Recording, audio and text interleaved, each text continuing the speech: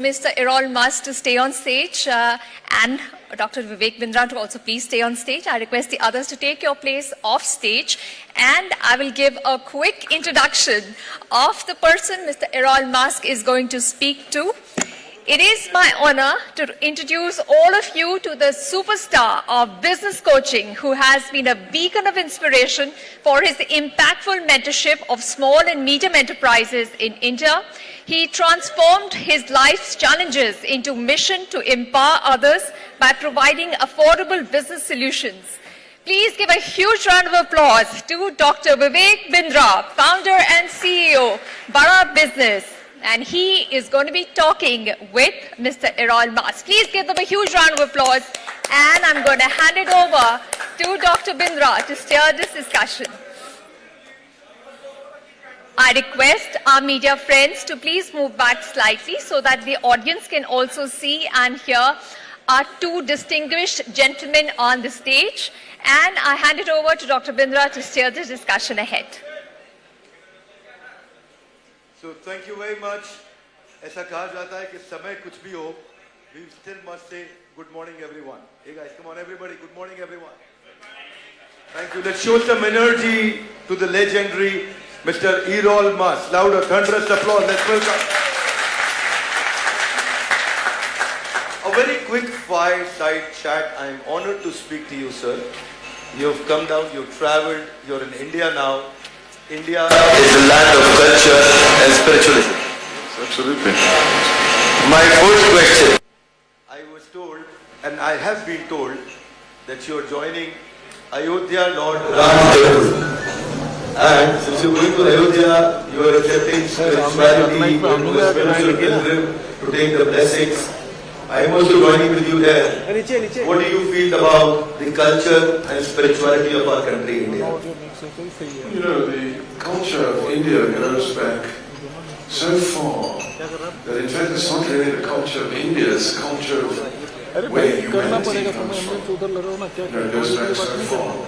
So what are we talking about? 15,000 years of Vedas and so on. So not to be interested in India is just not possible. You have to be interested in India.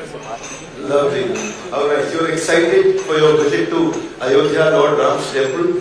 Yes, I am. I'm very interested to see that. Very interested to see that. Absolutely. It's all over the news. Everybody in India is talking Mr. Errol Musk visiting Lord Ramchandra in Ayodhya temple, and we're very happy. You joined the Global Advisory Board.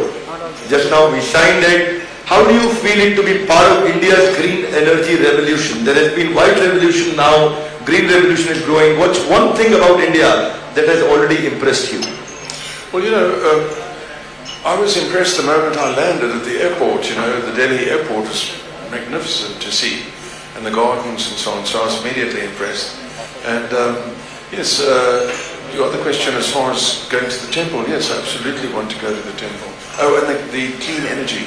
Yes, India's drive for clean energy is good. It's a leader in the world today. So to focus on green energy in India is to show the rest of the world what they need to do as well. Fantastic. What is one thing that you like about India the most? I would say the people. They're very nice, very kind, very pleasant people. Thank you so much. Did you get a chance to see any Bollywood movie? Would I like to be in a Bollywood movie? Yes, I would like to be in a Bollywood movie. The most beautiful girls you've ever seen in your life. Who would be your favorite actor in India? Well, you know, I don't know all the names. I know the older guy with grey hair, he's very famous, you know? Yes. And I also know him, and then of course, every single show has the girls just get better and better, you know. But the one I remember the most is the one with the green eyes, who was like Miss World or something. Aishwarya Rai. Yes, yes. Yes, it's quite amazing. Mr. Errol, amongst Elon's, your son's innovations, he's done Tesla in EV space, and he's done SpaceX, space exploration, Starlink, Neuralink, the Boring Company, Twitter, which is now the X. Which one did you personally like the most? which one did I personally become involved in? That you like the most? Oh, which one did I like most? Well, I think the one I like them all, but the one that impresses me the most right now is Neuralink, because they are only a few years away, maybe even less, from joining the spinal cord, joining nerves, giving people a chance to see, hear, who've lost hearing, and so on. So Neuralink is the one that I look mostly for the latest news. The rest are doing very well, and it's no complaints. I do think, though, that I've told my son that I don't think you should go to Mars in a rocket. I think you need to work out space-time travel. We need to go in a different way, not in a rocket. Now, since we're talking about your son, we saw his partnership with Donald Trump ended very soon. Do you have any comment on that? Do you think it ended soon, it ended at the right time? The partnership with Donald Trump was wonderful. You know, we have common sense people now. Elon is the most common sense person I know. And so we have common sense people, business people, running the things in America now, which sorely needed. And, you know, Elon a while back was a flaming Democrat. And until he saw what the Democrats under Biden were doing to the country. And so he changed completely. And now he is with Donald Trump every day. He's not leaving the White House. I'll come back to you. My question to you, for you, is what is your vision and what's your involvement for the green revolution? You've already partnered with Silvertech now. So what's your vision? How do you see India in green energy revolution? How would you like to contribute for our country? Well, you know, obviously we can all contribute to the green energy revolution. We have to find ways to generate electricity cleanly, preferably with fusion, nuclear fusion. And, you know, we haven't managed to do that yet. We need heavy study on that. But creating, storing and creating and generating electricity is the biggest challenge we face in the next 5 years. Even now, it's a challenge to generate enough electricity. But over the next 5 years, we expect the demand to be 10 times at least of what it is now. So that is kind of frightening. And so, fortunately, all around the world, you know, movements like Silvertech are there doing cutting-edge improvements on generation, storage, and transmission of electricity. Yeah. Lovely, fantastic. Silvertech has been very close to my heart also. I've been involved with Ramanji, a visionary entrepreneur, thinks ahead of time, ahead of curve. Very wonderful entrepreneur, and I know him since 2017-18. He's been participating in few of our very, very popular educational programs, Leadership Run, etc. So Silvertech's leadership is strong. Now you joining as a global advisory member to the board of Silvertech, how do you see your contribution for this organization? Well, you know, I don't see myself as some sort of sage, but I will do everything I can to help. You know, I have a lot of experience. I've been a consulting engineer in electrical and mechanical engineering all my life. And all the things that Satya are doing are things that I've done all my life. So hopefully I can help or give advice. And it's also a question of the idea that Silvertech will grow here very big, but also probably want to move into countries around the world. So at the moment, Silvertech is eyeing 40 countries around the world where it will sell its products. So each country has its own set of rules, and so you have to work with each rule of the country. This is lovely. I'll be very happy. We'll all be very happy to see Silvertech growing more and more. You've got a lot of experience in this area. You had a vision for India 2070 aim for net zero emission. I've heard of that. Based on your expertise in infrastructure and sustainability, what do you think we can learn, India can learn lessons for India to apply from your experience? Well, you know, with electricity, although we've had it for 150 years, we are learning more and more every day about it. So, you know, to try and be the know-it-all right now, not the answer. No, it's a cutting-edge field in which everybody is involved. And it's a field that will create many, many jobs for people. And, and in India, I don't think there's any problem. What you really do need, of course, is you need a friendly government, an enlightened government, let's put it that way. And I think you have that. When you have a government that is placing obstacles in your way all the time, as Elon experienced with the previous administration in America, well then everything just stops and everything goes down. But at the moment, I think your government exactly knows what it's doing and it has to, because as I said, we're using an amount of electricity now which is almost impossible to attain, and yet over the next 5 years it's going to be 10 times as much. Nice how you spoke about the government of India. We need strong, stable government to grow. I want to ask you, since that you've coming in India now, you're joining here, you're contributing here, how do you see the global perception of India as a country for business and entrepreneurship growing and changing in the world? What is the perception being building outside now? No, the perception of India is very good. Even in the country that I spend a lot of time in, South Africa, nearly all our medical needs come from India. So your cars, Tata and Emirates are in every country in the world.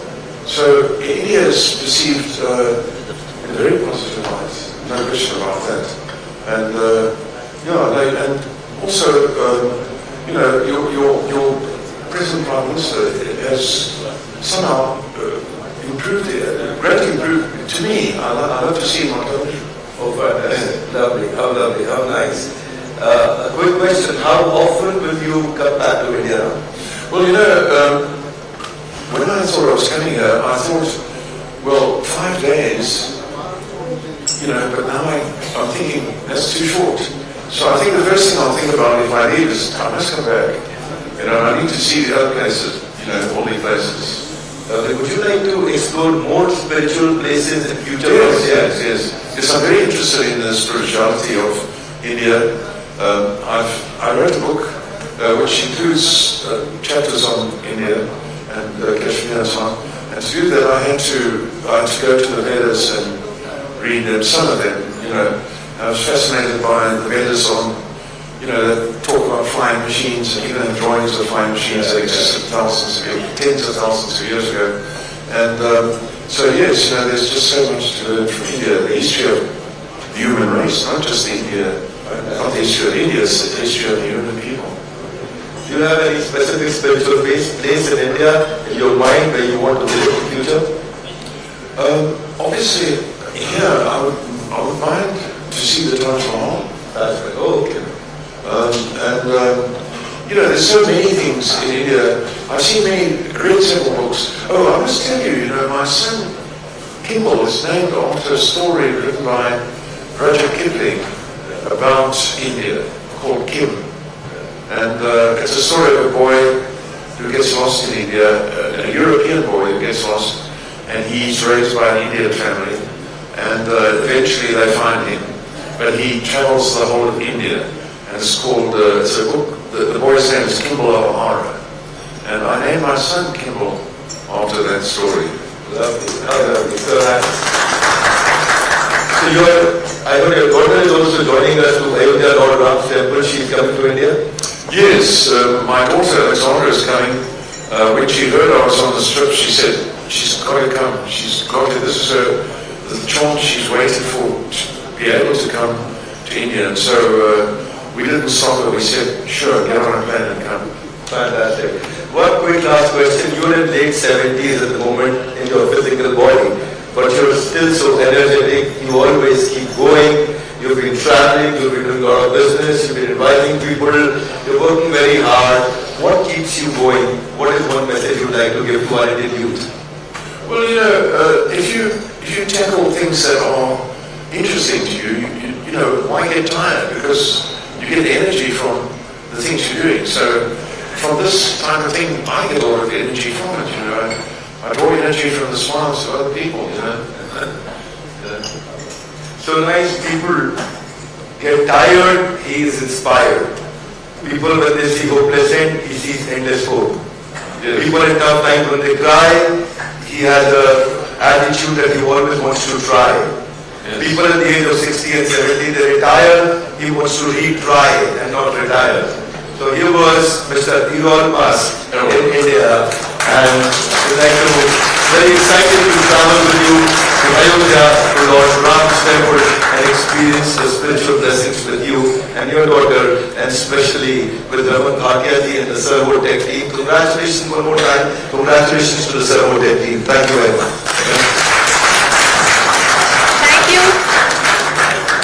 Thank you to Dr. Upendrra for steering this discussion. Very, very insightful. And I'd like to tell Mr. Mas, there are pretty girls in all corners of our country. You haven't seen anything yet. You need to travel more, and you have to actually see the diversity in our country. Lots of pretty girls all over our country. Thank you so much for coming here. Please give them a huge round of applause.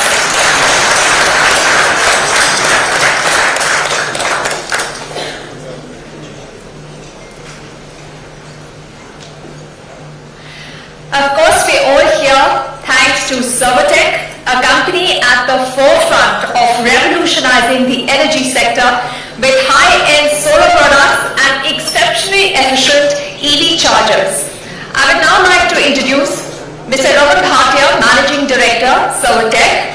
He has more than 20 years of entrepreneurial experience. He is steering Servotech's vision of making smart yet sustainable products accessible and affordable for the common people. As a visionary thought leader, Mr. Bhatia continues to engage stakeholders in switching to clean and renewable energy sources to bring solar, EV charging and other climate-positive solutions closer to the public. I would request Mr. Raman Bhatia to please come up on stage and talk to us about what Servotech plans to do next. Please give a huge round of applause and welcome on stage Mr. Raman Bhatia, Managing Director, Servotech.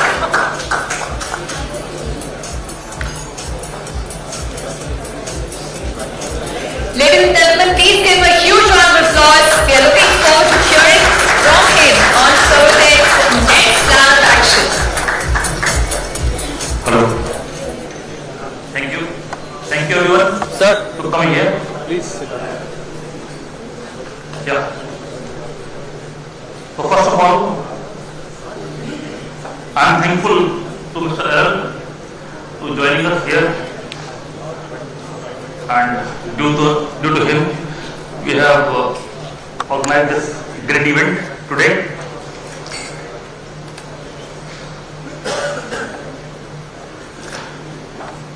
Now just I am here to share what is in our mind, why Servotech have done all this, what is the reason behind why L joined us. So many questions asked me throughout the day from different press, media. Many people ask me again and again. So finally, I just want to go through why we are here and what we are wanting to do in coming years with the help and support of Mr. Elmas and as well the complete team who have made this easy for us. But before starting, I just want to salute to Operation Sindoor, where we have just started, and it helps us to think in a different perspective once again. So I want to online certify heroes who protect our border. India tallest when people stand together, no citizen left behind. So it's my humble request, if it is possible for 10 seconds, can we stand all for them?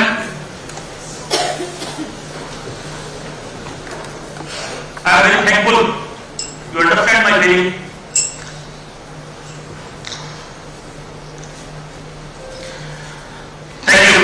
Thank you. So, we are not a soldier,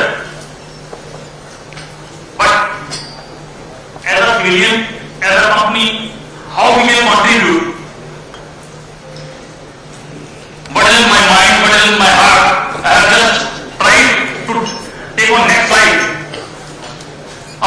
sister company of Bharat, our first thought for our national security, energy independence for a strong Bharat, how we can contribute, that is number one in my mind, in a Sarvotex mind. Number two, how we can help to become a self-reliance, reducing foreign dependencies, that is number two. Number three, sustainability, how clean energy for future generation can increase in India. Powering India's energy future beyond the meter. Clean energy revolution, deploying and transforming more than 2 million rural households with affordable renewable solutions. That is in my mind we have to achieve in next 5 years. Number two, EV infrastructure network, installing more than 100,000 fast charging stations across the country. Number three, creating 54,000 jobs for the country till 2030.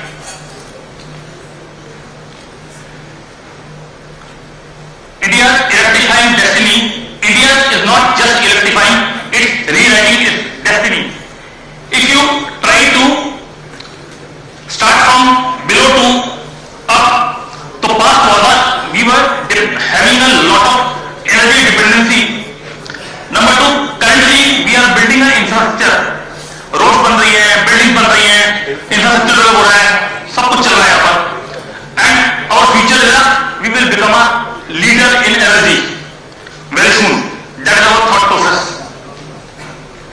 Now our vision statement is very clear. Global hub, India as a world leader in EV chargers. How we can become a truth, how we can contribute, that is in our mind. Export excellence, serving 45 plus countries in next 5 years. That is our target number two. Number three, self-reliance and dependency on China. How we can self-reliant in next 5 years. These are the vision statement.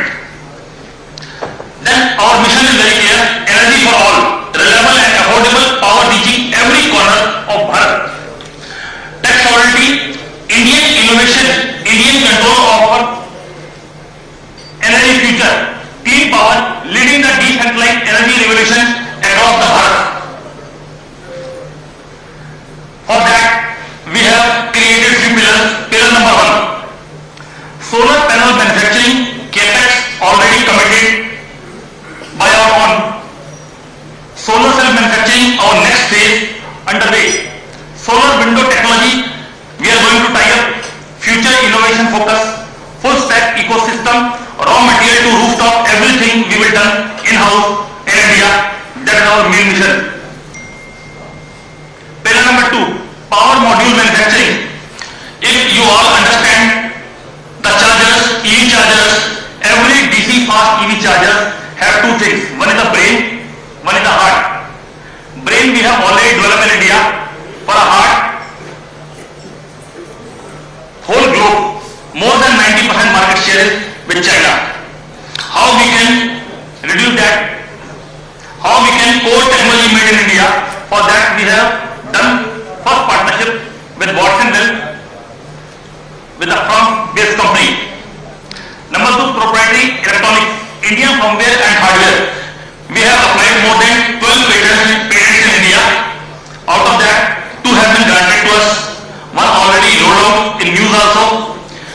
Then another one is integrated intelligence, software, IoT, AI monitoring, everything should be in-house. It should be centralized in India. That is pillar number two. Pillar number three, electrification at scale. So very clear our mindset, 1 million plus home powered under PM Surya Ghar Yojana. 10,000 plus channel partners nationwide. Right now we have more than 3,500 channel partners in India. We have to achieve more than 10,000 channel partners till December 2025. 45 plus countries we have to tap in next 5 years. Global market, export destinations we have to cover. For that we need so much support from others. That is in my mind.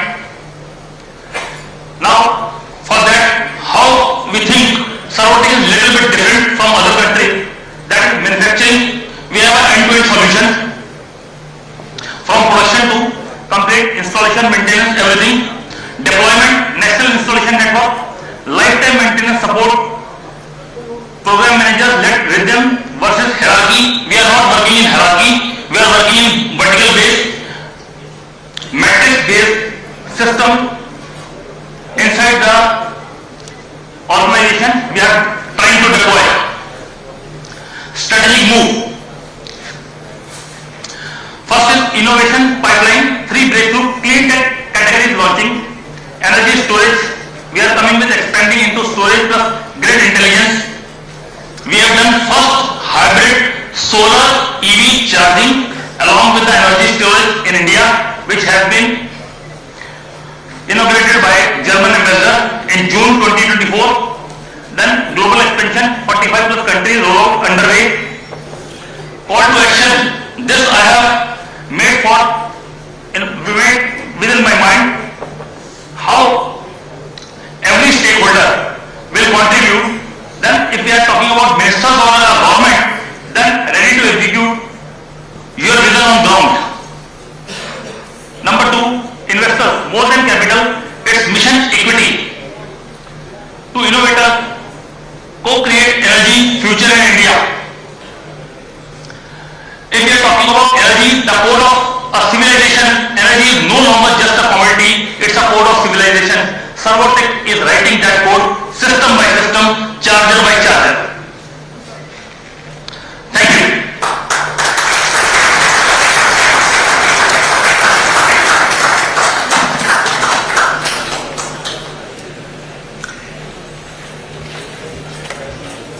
Thank you, Mr. Satya, for your presentation, and we wish Satya all the very best to steer India into an era of clean energy that is accessible for everyone. Thank you so much for your presentation. We are thrilled to have with us leading stakeholders of India's clean energy sector who are here with us, and we welcome their presence and engagement here. We now have a panel discussion on accelerating India's green tech export ecosystem. We will just take a minute to set up the stage, and then we will call our parties on stage to express their views, their vision on where they see India when it comes to exports of green tech solutions and products. India's solar photovoltaic PV exports have increased over 20-fold to approximately $2 billion in FY 2024 from FY 2022. So in just 2 years, we have seen a phenomenal increase in PV exports from India. Wind energy components and hydrogen are the next frontiers of clean energy exports India is looking to boost. In this panel discussion, industry stalwarts will share their insights on building competitive manufacturing capabilities and R&D for green tech, attracting global investment and fostering international collaborations, and something that we have heard earlier in the day, policy enablers and the required regulatory reforms for boosting exports.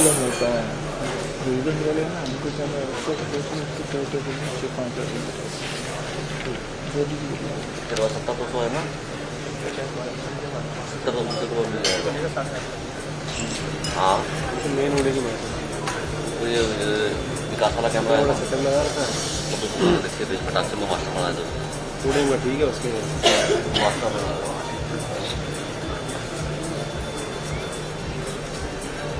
इतना चाहिए ना तेरे को क्या मार गया वो लेकिन मैं तो जा रहा था मैं ये ऑडियो से ही आ गया. Right, so we're all set to welcome on stage the industry stalwarts. We'll be talking about green tech exports from India. Ladies and gentlemen, please put your hands together and welcome on stage our moderator for this session, Shri Mukesh Mohan Gupta, President, Chamber of Indian Micro and Small and Medium Enterprises. Please give a round of applause and welcome our moderator, Shri Mukesh Mohan Gupta on stage. Joining him in this discussion are our panelists. Please welcome Shri Prem Prakash, CEO, Serotech EV Infra. Please give a round of applause and welcome Shri Prem Prakash on stage. Joining him on stage is Shri Lalit Dua, founder, Rajasthan Global Securities Limited. Mr. Dua with a round of applause. I request him to come up on stage. Please welcome Srimati Sujata UG, Vice President and Head Global Partnerships and Net Zero Invest India. Please give a round of applause and welcome her on stage. And also welcome Shri Rakesh Kumar Jha, Partner Sustainability and ESG, Business Advisory Services, BDO. Please give a huge round of applause to all our speakers on stage.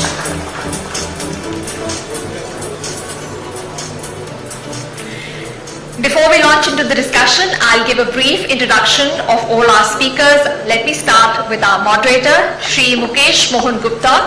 He is a distinguished chartered accountant with more than 30 years of experience in banking, finance, MSMEs and policy advisory. He has served on the boards of Dena Bank, a Tata Group company, and several PSUs, and was a member of the National Board of MSME under the Ministry of MSME.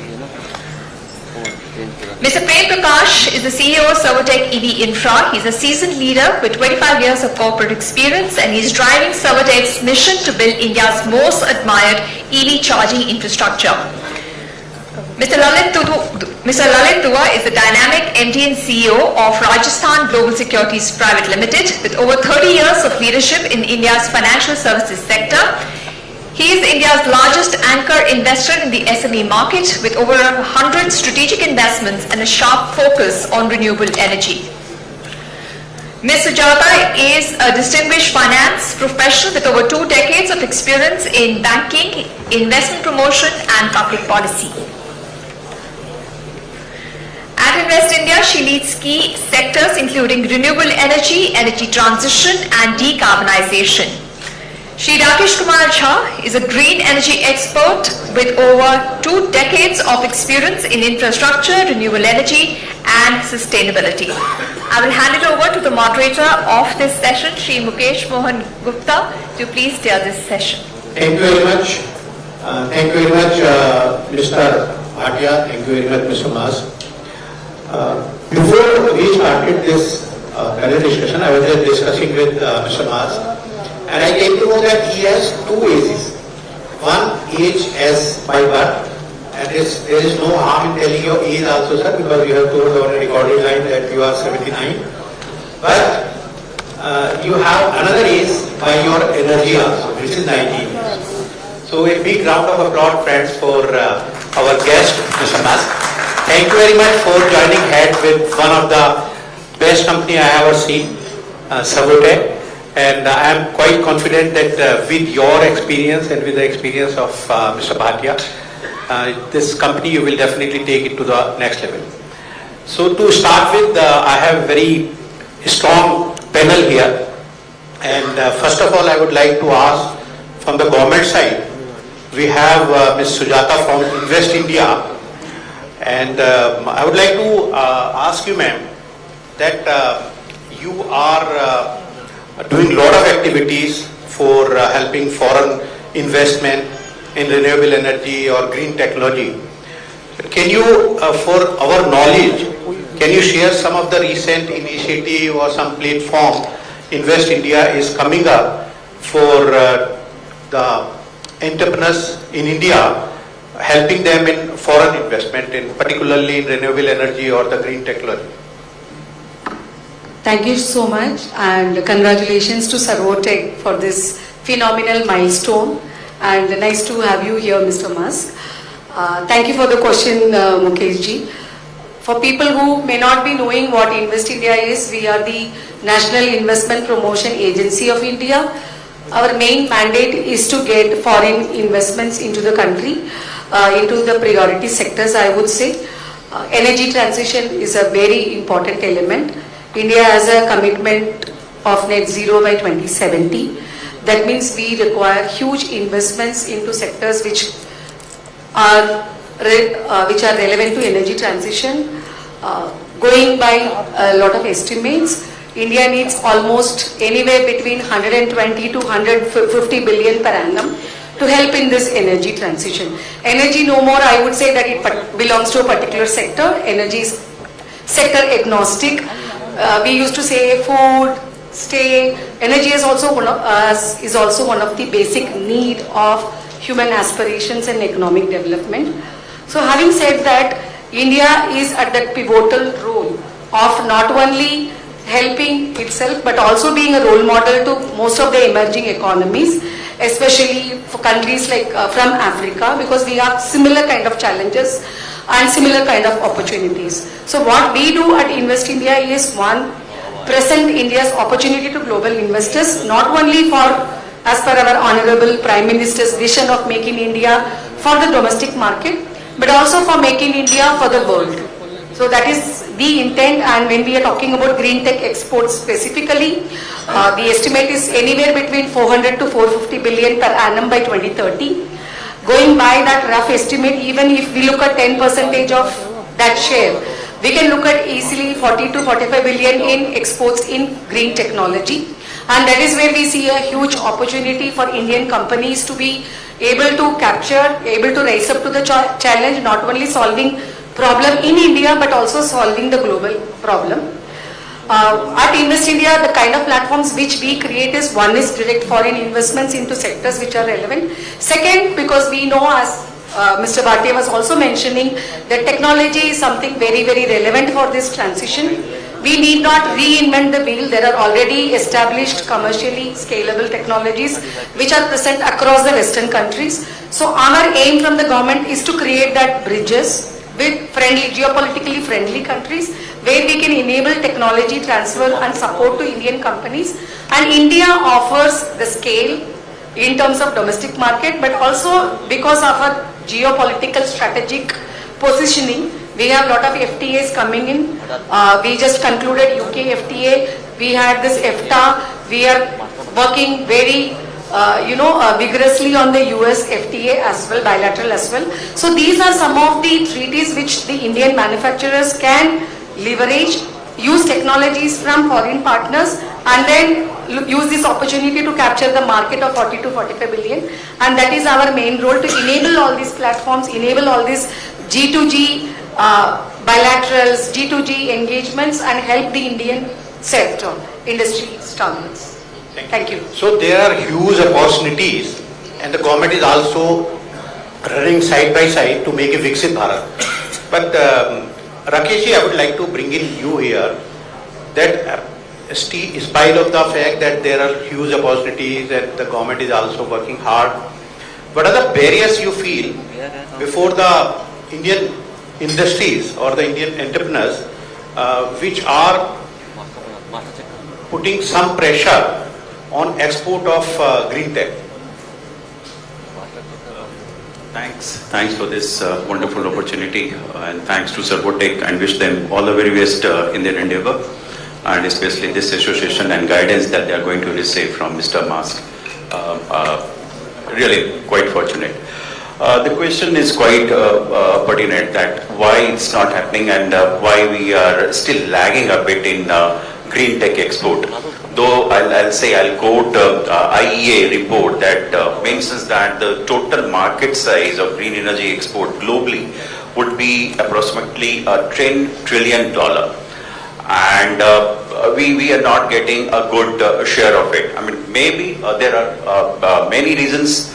One is that we are not historically that strong in R&D. Unless and until you are strong in R&D, certainly you can do good in your domestic market, but in order to be export oriented, you are supposed to be quite ahead of your competition. So that is number one.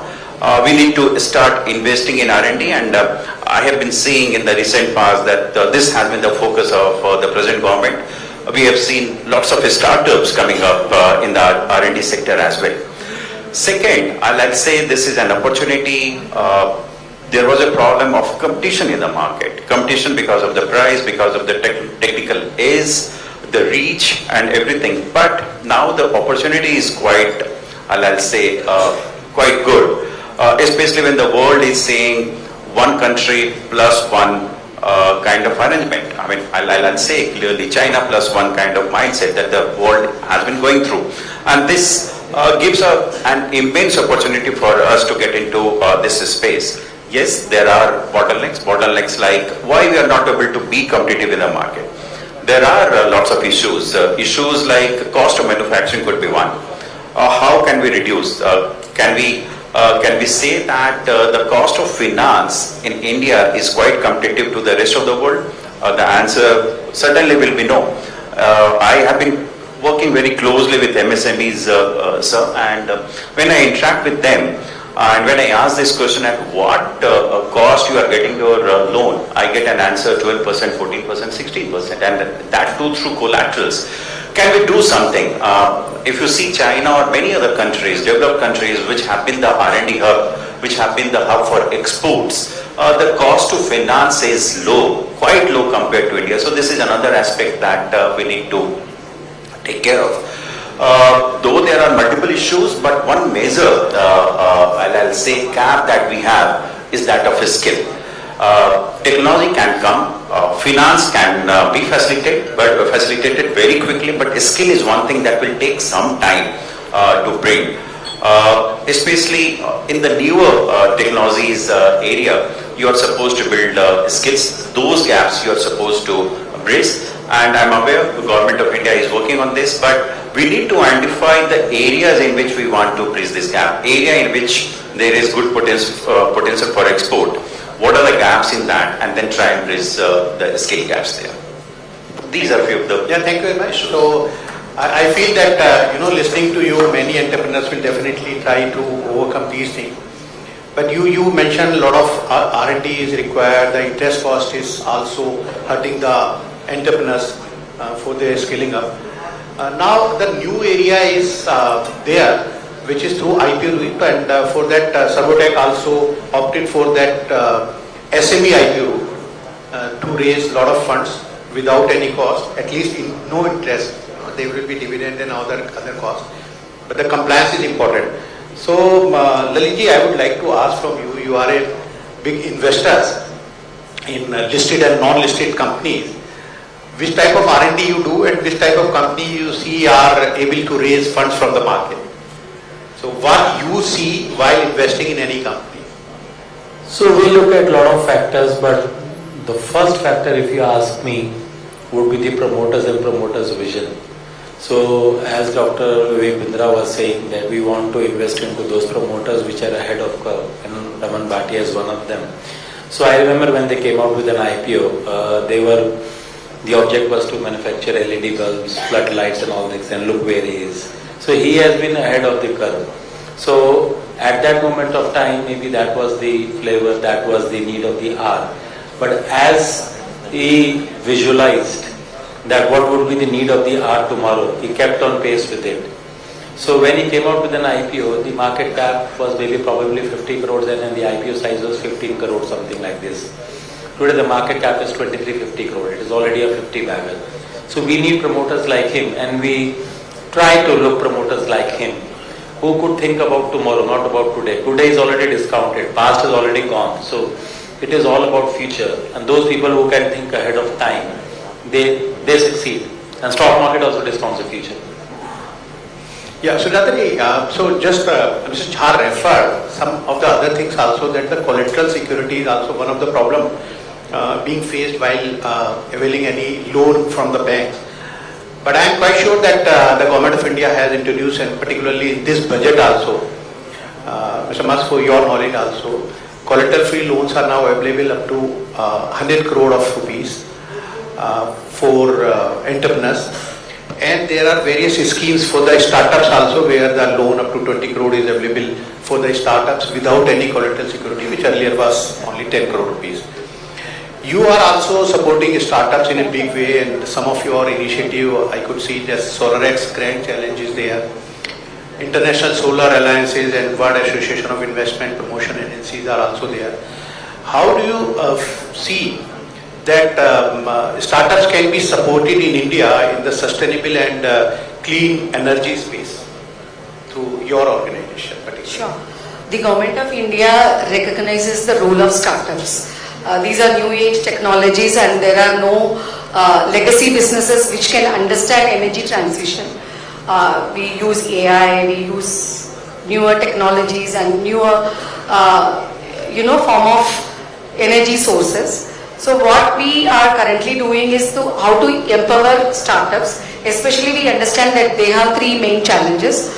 One is access to market, second is access to financing, third is to access to even policy makers. So at Invest India, what we are enabling is with working with a lot of multilaterals, especially like the International Solar Alliance, where we recently identified almost 50 startups across Africa, Asia Pacific and India as well, where we supported them in terms of seed funding.